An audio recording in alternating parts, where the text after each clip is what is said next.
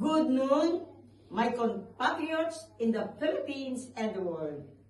Today, I am truly honored and blessed, full of grace, because today, January 8, 2026, is the fulfillment of fulfillment. It marks the sacred coming together of Katipunan of all my pilgrimages to the Philippine embassies. And today, January 8, 2026, I am here. Let me thank personally, and of course, your family and personal family and the official family here, Your Excellency, His Excellency, Philippine Ambassador to France and Monaco, and Philippine Permanent Delegate to UNESCO, United Nations Educational, Scientific, Cultural Organization. You see, divine providence, destiny, brought me here. I thought I will not be here because I should be going to Krakow, Poland. This is very important for me to tell you.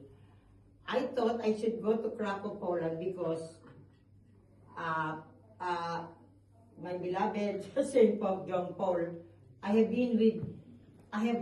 followed him in most countries because, you know, he really loves the Philippines.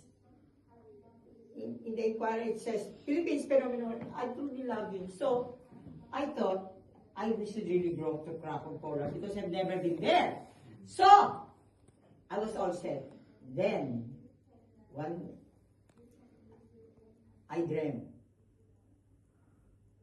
He told me, I dream of saints, sorry, I am not abnormal, but he said, no need to go to Krakow, Poland. Instead, go to Philippine Embassy in Paris. He told you? But then I said, but how can I go? Because it seems impossible. But you know, when the heavens when they will give you instruction, I told them, I will communicate, but you do the rest. I will really communicate.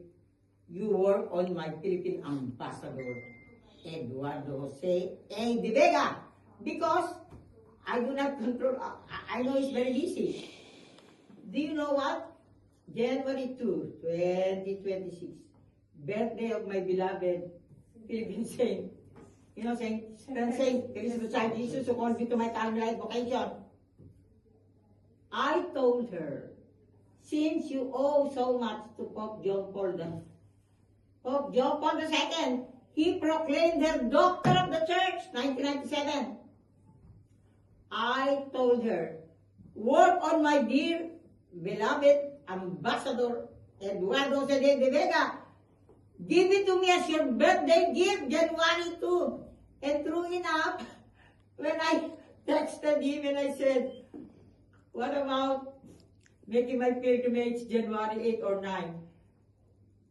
I saw the message late already at night. I thought he would answer the following day. But when I saw the note, he answered. January 8 may be the best. So Saint Teresa of the Child Jesus answered, it is her birthday gift to me.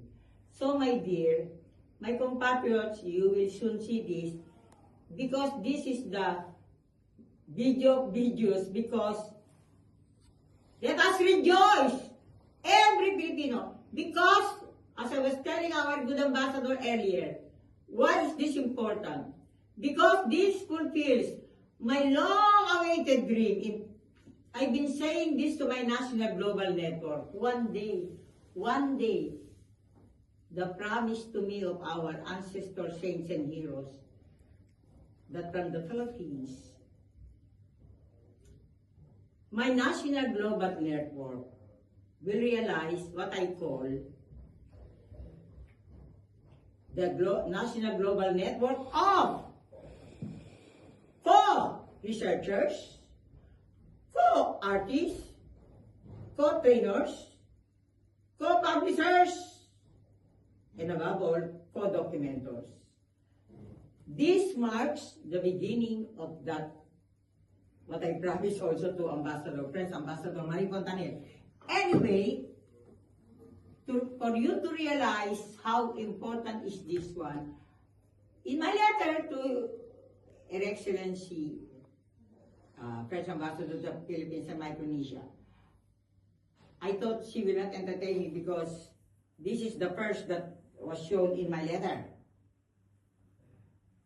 I said, will you please make it possible that the first country to experience the graces of this sacred prophetic covenant marker of our dear beloved President, His Excellency President Ferdinand Romualdez Marcos Jr. will be France. So, let me read this and I will let them hold this. He is the first Philippine government official to hold this year in the sacred prophetic Philippine ambassador in Paris, France. So, I call it fulfillment of it. Let me read it first. You know, from messages. So, I did this. I paid for this. The President does not even know that I have a marker like this.